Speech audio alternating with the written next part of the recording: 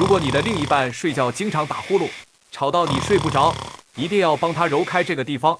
睡觉打呼，我们只要把这个地方的经节揉开，就可以改善他的症状了。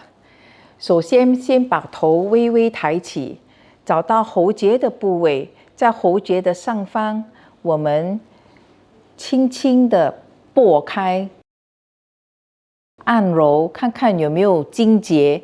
找到有经节，我们就尽量把它拨开。两边都可以检查哈。然后我们可以把两侧的筋往后推揉，放松这里的肌肉。